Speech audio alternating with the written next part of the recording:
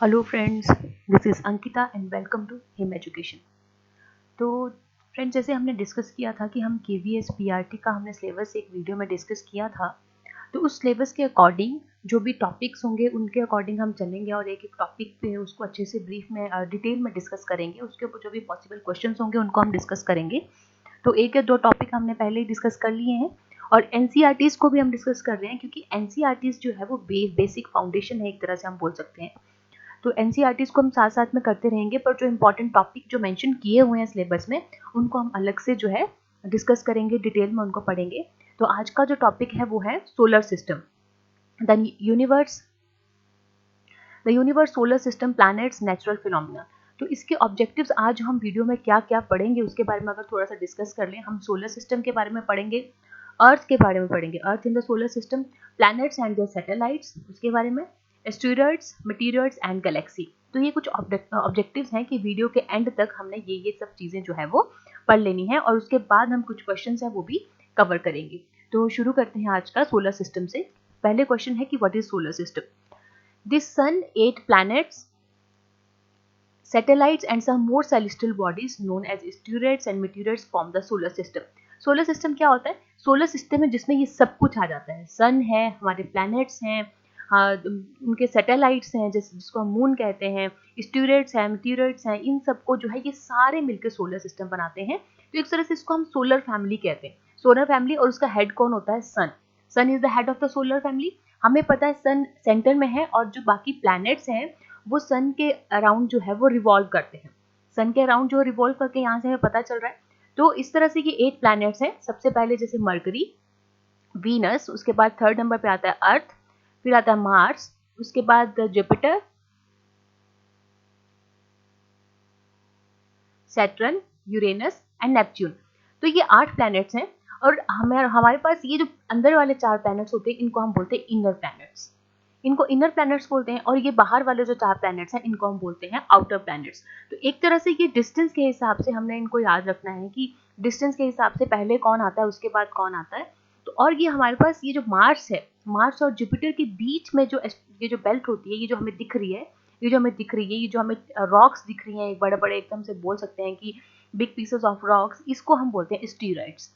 तो एस्टेरॉइड्स की बेल्ट कहाँ होती है? ये होती है मार्स और जुपिटर के बीच में, मतलब इनर प्लैनेट्स और आउटर प्लैनेट्स के बीच की जो बेल्ट है वहां पे होती है।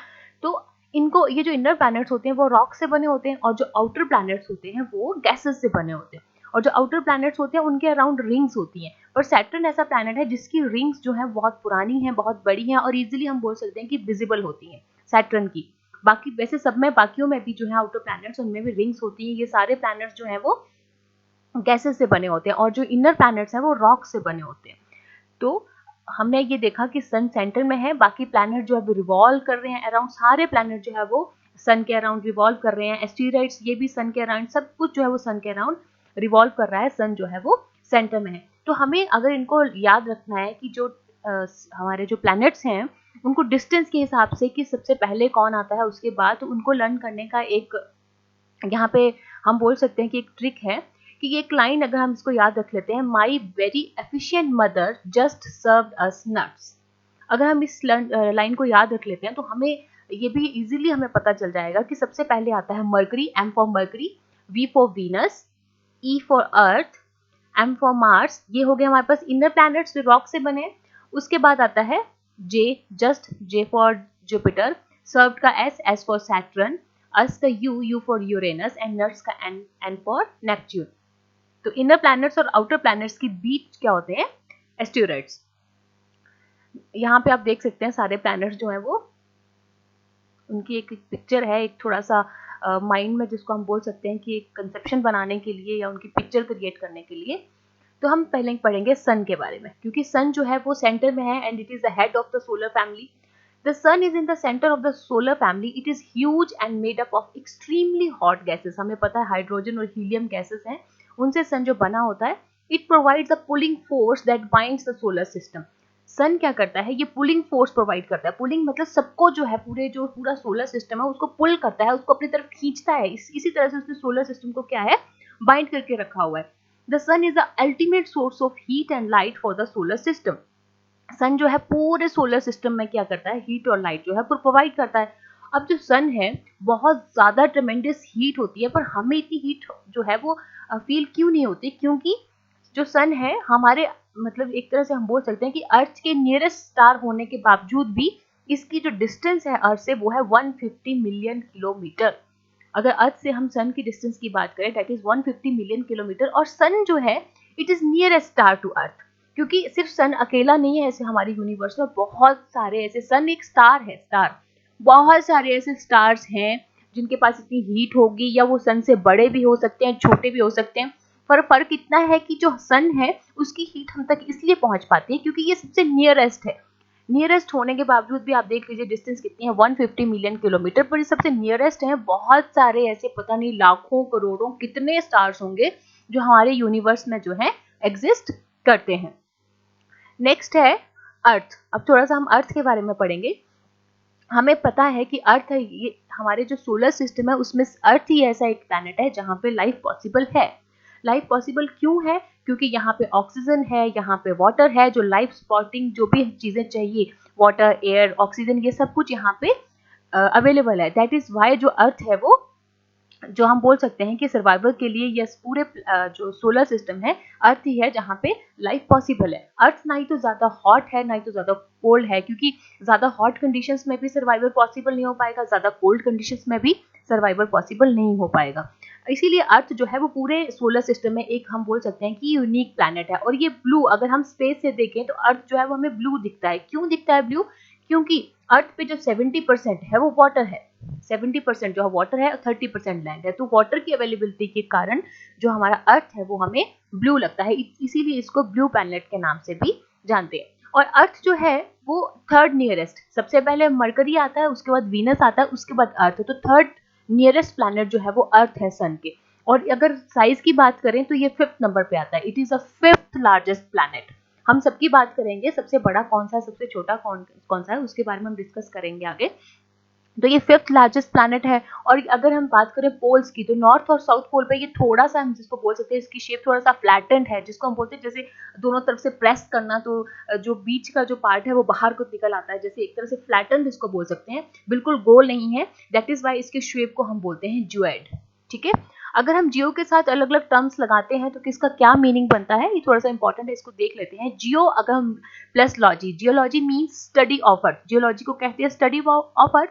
Geoplasmatry, geometry means measurement of earth, and geoplasmoid, geoid means resembling the shape of earth, and the last one is geoplasgraphy, geography is description of earth। तो ये अलग अलग टर्म्स हैं जिसके बारे में हमें पता होना चाहिए। तो हमने अर्थ के बारे में पढ़ा कि अर्थ ऐसा प्लैनेट है सोलर सिस्टम में जिसके ऊपर लाइफ पॉसिबल है। अर्थ जो है वो 5th लार्जेस्ट प्लैनेट है, सन से जो है वो 3rd नियरेस्ट प्लैनेट है, यहाँ पे वाटर है, एयर है, लाइफ सपोर्टिंग सिस्टम है, हमें पता है। तो आगे और इसको ब्लू प्लैनेट के नाम से जानते हैं।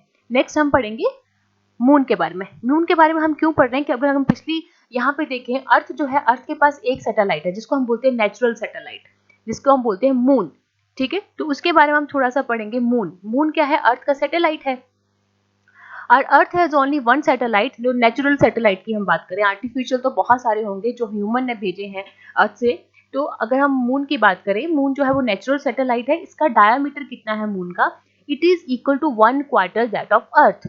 अर्थ का जितना डायामीटर है उसका अगर हम 1/4 कर देंगे, that is equal to the diameter of moon. तो ये हमें बहुत बड़ा क्यों दिखता है एज कम्पेयर टू सन और as compare to the stars, वो इसलिए क्योंकि ये अर्थ के बहुत नजदीक है। इसकी अगर हम बात करें डिस्टेंस की, it is about 3,84,400 kilometre away from us. तो अर्थ से जो मून की डिस्टेंस है वो है 3,84,400 किलोमीटर। और अगर हम बात करें, कंपेयर करें distance of earth from the sun and the moon, तो हमारे पास सन और अर्थ के बीच की कितनी डिस्टेंस थी, दैट वाज, और अर्थ और सन के बीच की थी, अर्थ और सन के बीच की डिस्टेंस थी 150 मिलियन किलोमीटर। और अगर मून की बात करें तो बहुत नजदीक है एज कम्पेयर टू सन, क्योंकि अर्थ और मून के बीच की डिस्टेंस है 3,84,400 किलोमीटर। अब मून क्या करता है, मून जो है अर्थ के अराउंड रोटेट करता है और रिवॉल्व करता है, और अपनी रोटेशन पे भी, अपनी एक्सिस पे भी रोटेट करता है। जिस तरह से अर्थ जो है वो सन के अराउंड जो है रिवॉल्व करती है और अपनी एक्सिस पे भी रोटेट करती है एट द सेम टाइम, उसी तरह मून है जैसे अर्थ सन के अराउंड जो है रिवॉल्व करती है, उसी तरह मून जो है वो अर्थ के अराउंड रिवॉल्व करता है, और मून अर्थ के अराउंड रिवॉल्व करने में टाइम लेता है 27 डेज, और उतना ही टाइम वो अपनी एक्सिस के ऊपर रोटेट करने में लेता है। अब मेरी बात समझ रहे हैं कि मतलब अब हमें पता है कि अर्थ जो है वो सन के अराउंड जो है वो रिवॉल्व करती है, and it takes 365 days to complete one revolution, और अर्थ जो है वो अपने एक्सिस के ऊपर रोटेट करती है, एंड इट टेक्स 24 आवर्स अपनी जो एक्सिस है उसके ऊपर जो रोटेशन वो है उसको कंप्लीट करने के लिए 24 आवर का टाइम लेती है। उसी तरह जो मून है वो अर्थ के अराउंड जो है वो रिवॉल्व करता है, and it takes 27 days to complete one revolution, और अपनी एक्सिस पे रोटेट करता है, उसके लिए भी वो सेम टाइम लगाता है, मतलब 27 डेज। तो इसीलिए क्या होता है, इसकी वजह से हमें हमेशा सन का जो है एक ही साइड जो है वो नजर आती है, एक ही साइड हमारे लिए विजिबल होती है, क्योंकि it takes same time in the revolution as well as in the rotation. अगर हम बात करें चांद पे सबसे पहले कौन गया था मून पे, Neil Armstrong was the first man to step on the surface of moon on July 21, 1969। 21 जुलाई 1969 को Neil Armstrong was the first man to step on the surface of moon. तो यहाँ पे एक क्वेश्चन बनता है, उसका आंसर आप करेंगे कमेंट बॉक्स में, name the Indian first Indian, ऐसा पहला कौन इंडियन जिसको हम बोल सकते हैं जो मून पे गया था। आगे हम बाकी प्लैनेट्स के बारे में पढ़ेंगे, हमने अर्थ के बारे में पढ़ा, अब हम बाकी प्लैनेट्स के बारे में पढ़ेंगे। सबसे पहले आता है मरकरी।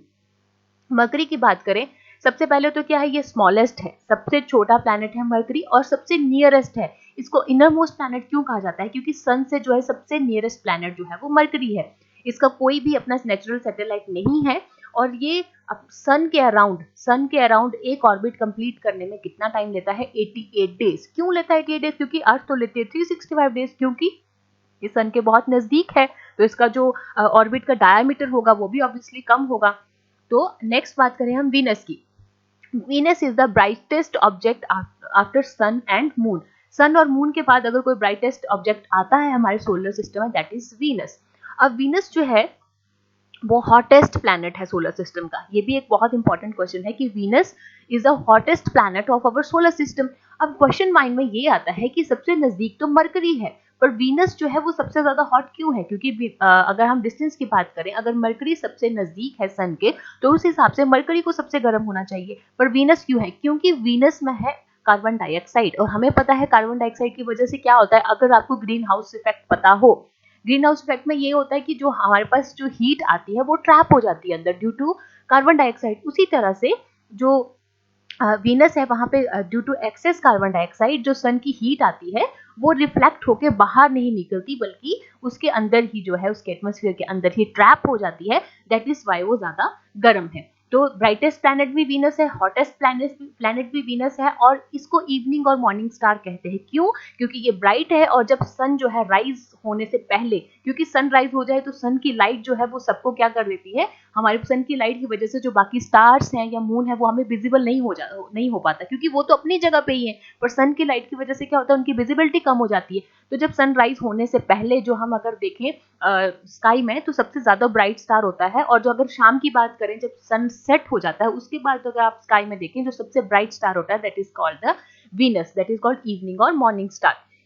और इसके लिए इसकी थोड़ी सी वियर्ड थिंग क्या है कि ये ईस्ट टू वेस्ट रोटेट करता है, क्योंकि बाकी प्लैनेट्स की बात करें तो वीनस और यूरेनस दो ऐसे प्लैनेट्स हैं, वीनस और यूरेनस। इसको याद रखना है कि वीनस और यूरेनस आप यूवी से याद रख सकते हैं, ये ईस्ट टू वेस्ट रोटेट करते हैं, और बाकी जो प्लैनेट्स हैं वो सारे वेस्ट टू ईस्ट रोटेट करते हैं। अर्थ की बात करें तो भी वेस्ट टू ईस्ट रोटेट करती है, और बाकी सारे प्लैनेट्स भी वेस्ट टू ईस्ट रोटेट करते हैं। बस वीनस और यूरेनस दो ऐसे प्लैनेट्स हैं जो ईस्ट टू वेस्ट रोटेट करते हैं। तो ये इवनिंग और मॉर्निंग स्टार है, इसके ईस्ट टू वेस्ट रोटेट करता है, हॉटेस्ट प्लैनेट है, इसका कोई सैटेलाइट नहीं है, इसको अर्थ का ट्विन कहा जाता है। क्यों कहते हैं इसको हम आगे पढ़ेंगे। और ये सन के अराउंड जो है एक ऑर्बिट कंप्लीट करने में, रिवॉल्यूशन में कितना टाइम लेता है, 255 days. Next is Mars. Mars is called the red planet. Mars को रेड प्लैनेट करता है बिकॉज ऑफ वहां पे आयरन ऑक्साइड है, इसलिए वन ऑर्बिट अराउंड सन, ये सन के अराउंड जो है एक ऑर्बिट कंप्लीट करने में 687 डेज लगता है। अब वीनस के बाद अर्थ आना था, इसलिए मैंने अर्थ यहाँ पे हमने इसलिए डिस्कस नहीं किया क्योंकि अर्थ हमने पहले डिस्कस कर लिया है।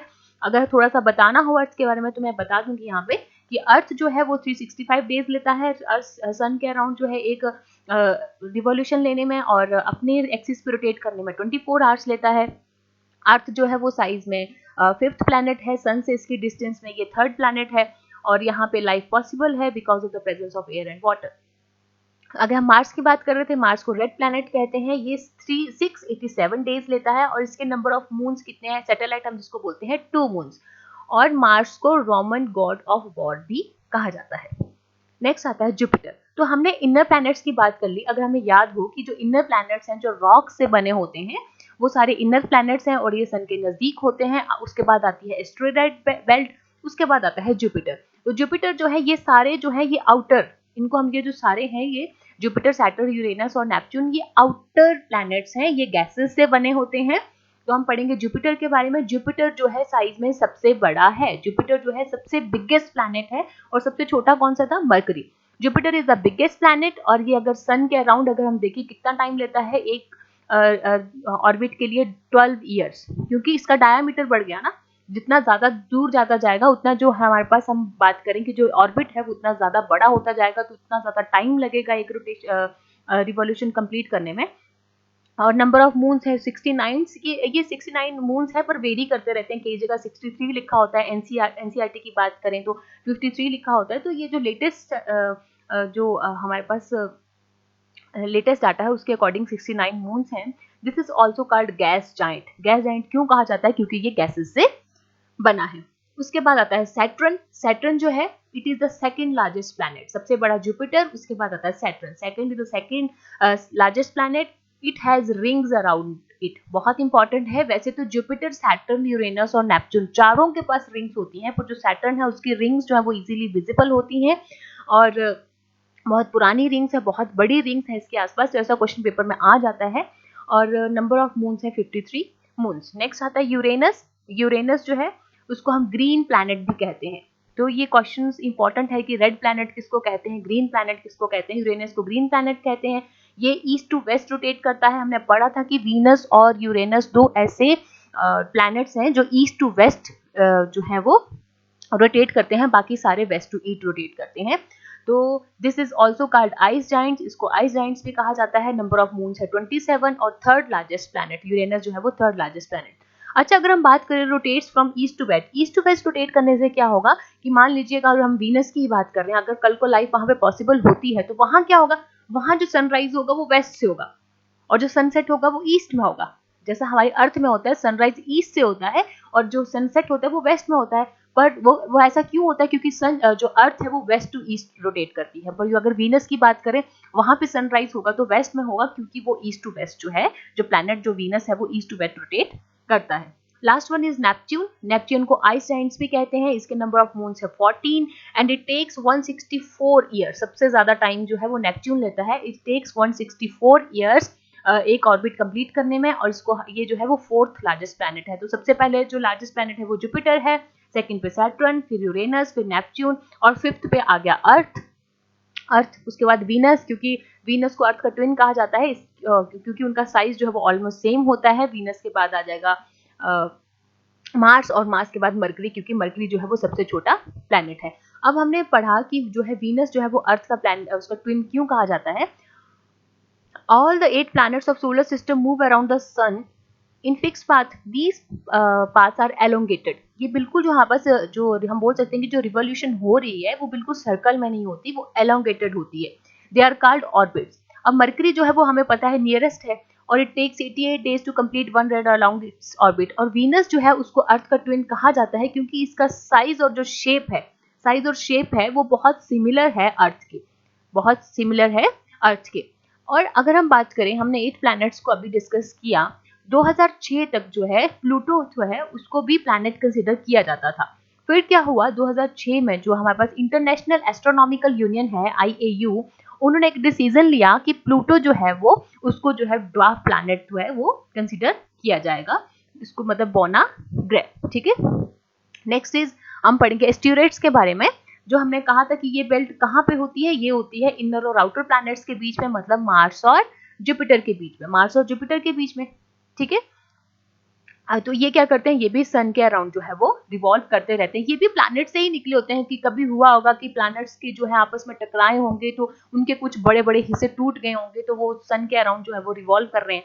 और जो मटीरियल्स होते हैं वो भी सन के अराउंड जो है वो मूव करते हैं, रिवॉल्व करते हैं। तो कई बार क्या होता है, मटीरियल जो है वो अर्थ के नजदीक आ जाते हैं और अर्थ के एटमोस्फियर में अगर वो एंटर कर जाते हैं तो क्या होता है, फ्रिक्शन की वजह से जो है अर्थ के एटमोस्फियर में फ्रिक्शन की वजह से क्या होता है, वो कई बार जो उसको हम बोल सकते हैं कि वो हीट हो जाते हैं और बर्न हो जाते हैं। तो अगर आपको याद हो, छोटे होते अगर कई बार देखते थे, हम सोचते थे कि टूटा हुआ तारा, क्योंकि वो एकदम से जिस लाइट और दिखती थी हमें स्काई में, तो एक तरह से ये, एक तरह से हम इसको बोल सकते हैं मेटेओराइट्स होते हैं, जब अर्थ के एटमॉस्फेयर में एंटर करते हैं तो हीट हो जाते हैं बहुत ज्यादा और बर्न करने लगते हैं। तो कई बार तो कंप्लीटली बर्न हो जाते हैं, पर कई बार क्या होता है वो कंप्लीटली बर्न नहीं होते और वो अर्थ के ऊपर जो है वो गिर जाते हैं एंड क्रिएट्स ए हॉलो। तो हमने ये ऑलमोस्ट पढ़ लिया, हमने एस्टेरॉइड्स और मेटेओराइट्स के बारे में। आगे हम पढ़ेंगे गैलेक्सी के बारे में। हमें पता है कि जो अर्थ जो है, सबसे पहले हम यहाँ से अगर हम थोड़ा सा पढ़ना शुरू करें, अर्थ जो है it is a part of solar system. ये हमारा सोलर सिस्टम है, ये सन है, सन के अराउंड जो है वो सब क्या कर रहे हैं, रिवॉल्व कर रहे हैं। Earth is a part of the solar system. पर सोलर सिस्टम किसका पार्ट है, solar system is a part of Galaxy. और जो हमारी गैलेक्सी है जिसमें हमारा जो सोलर सिस्टम आता है, दैट इज, उसका नाम है मिल्की वे। मिल्की वे, इसको हम हिंदी में आकाश गंगा भी कहते हैं। तो दैट इज मिल्की वे। तो मिल्की वे जो है, ये जो गैलेक्सी है वो भी किसी का पार्ट है। तो ये जो गैलेक्सी है वो क्या करती हैं, बहुत सारी गैलेक्सीज जो है वो मिलके ग्रुप बनाती हैं जिसको लोकल ग्रुप कहते हैं। ठीक है, अब जो गैलेक्सीज है वो मिलके ग्रुप बनाएंगे जिसको हम लोकल ग्रुप करेंगे, और वो जो लोकल ग्रुप है वो भी आगे जाके बहुत ज्यादा, जिसको हम बोलेंगे ग्रुप में बना के, उसको बोलते हैं सुपर क्लस्टर। तो सुपर क्लस्टर क्या होता है, एक तरह से लोकल ग्रुप होता है जिसमें बहुत सारी गैलेक्सीज होती है। और लोकल ग्रुप क्या होता है, लोकल ग्रुप की क्या होता है, उसमें बहुत सारी गैलेक्सीज होती हैं। तो आप समझ रहे हैं कि हमारे पास मिल्की वे है, ये जो है वो सारी बहुत सारी इकट्ठी होकर लोकल ग्रुप बनाती है और बहुत सारे लोकल ग्रुप इकट्ठे होकर एक सुपर क्लस्टर बनाते हैं। तो हमारी जो गैलेक्सी है वो कौन से सुपर क्लस्टर में आती है, उसका नाम है लैनिकिया। लैनियाकिया, कैसे भी प्रोनाउंस कर सकते हैं आप इसको। तो हमारा जो हमारी जो मिल्की वे गैलेक्सी है वो कौन से क्लस्टर में आती है, दैट इज का लैनियाकिया। और सबसे बड़ा सुपर क्लस्टर जो डिस्कवर हुआ है अभी तक, that is Saraswati super cluster, जो बिगेस्ट है। ठीक है, अगर हम गैलेक्सी की बात करें, it is a cluster of millions of star. बहुत सारे ऐसे स्टार्स हैं, बहुत सारे ऐसे सन होंगे। आप हम ये जो हमारा यूनिवर्स है ये बियॉन्ड इमेजिनेशन है। हम जितना इसके बारे में सोचते हैं शायद उतना ज्यादा जो है बहुत सारी चीजें जो है अननोन है, कि बहुत सारे क्वेश्चन जो है अराइज होते हैं। दिस मैंड is called Milky Way galaxy. जो हमारा जो सोलर सिस्टम जिस गैलेक्सी में आता है, our solar system is a part of this Galaxy. In ancient India it was imagined to be a river of light flowing in the sky. That is why it was named Akashganga. A galaxy is a huge system of billions of stars and clouds of dust and gases. There are millions of such galaxies that make the universe. It is difficult to imagine how big the universe is. हमें पता है, हम imagine भी नहीं कर सकते। और जो साइंटिस्ट हैं वो अभी और ज़्यादा जो है एक तरह से बोलते हैं, एस्ट्रोफिजिक्स इसको बोलते हैं, कि बहुत ज़्यादा जो है इस चीज़ में बहुत क्यूरियोसिटी होती है कि क्या होगा, कैसे है यूनिवर्स में, और क्या क्या है, क्या लाइफ और भी पॉसिबल है। अगर हम अपनी गैलेक्सी की बात करें, उसमें जो हमारा सोलर सिस्टम है उसमें अर्थ है, हमारी ही गैलेक्सी में और भी अगर सोलर सिस्टम हो सकते हैं, हो सकता है उसमें और भी ऐसे प्लैनेट्स हो जहाँ पे लाइफ पॉसिबल हो या वहाँ पे और भी लोग रह रहे हो। तो बहुत सारे ऐसे जो क्वेश्चन हैं जो अराइज होते हैं। आगे हम थोड़े से क्वेश्चन करेंगे इसके ऊपर बेस्ड, कि थोड़ी सी इवैल्यूएशन हो जाए साथ साथ में। Which planet is known as earth twin, बहुत ही सिंपल क्वेश्चन है। तो अर्थ को ट्विन, जो अर्थ का ट्विन है वो कौन से प्लैनेट को कहा जाता है, that is Venus. Next is which is the third nearest planet to sun. तो थर्ड नियरेस्ट प्लैनेट कौन सा है सन के।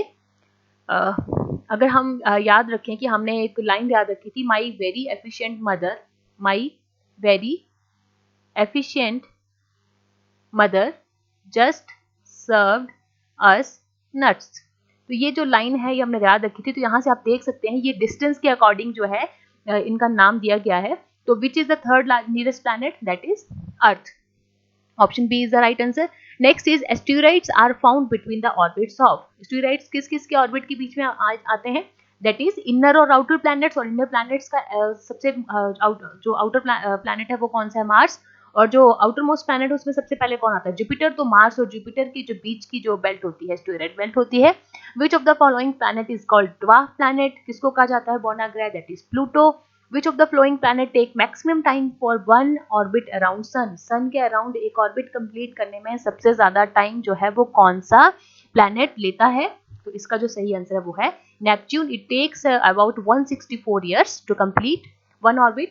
Next is which of the following planet has maximum number of moons? सबसे ज्यादा moons किसके पास हैं? इसका आंसर आप बताएंगे। आप कमेंट बॉक्स में इसका आंसर जो है वो लिख के बताइए। Next is how many days moon takes to complete one spin? तो इसका सही आंसर 27 डेज। ये अपने रोटेशन पे भी और अर्थ के अराउंड भी सेम टाइम देता है, that is 27 days. Who is the first person to land on the surface of moon? तो इसका सही आंसर है नील आर्मस्ट्रांग। तो दो क्वेश्चन है जिसका आंसर आपने कमेंट बॉक्स में बताना है कि कौन सा प्लैनेट जो है उसके मैक्सिमम नंबर ऑफ मून्स हैं, और दूसरा क्वेश्चन है कि पहला ऐसा इंडियन जो जिसने मून पे कदम रखा था। तो ये आज का टॉपिक था। आई होप कि ये टॉपिक आपको अच्छा लगा होगा। अगर आपने मेरे चैनल को अब तक सब्सक्राइब नहीं किया है तो आप सब्सक्राइब कर सकते हैं।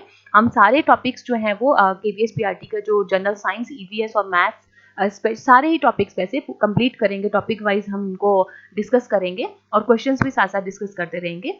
तो thank you so much. Stay healthy, stay safe.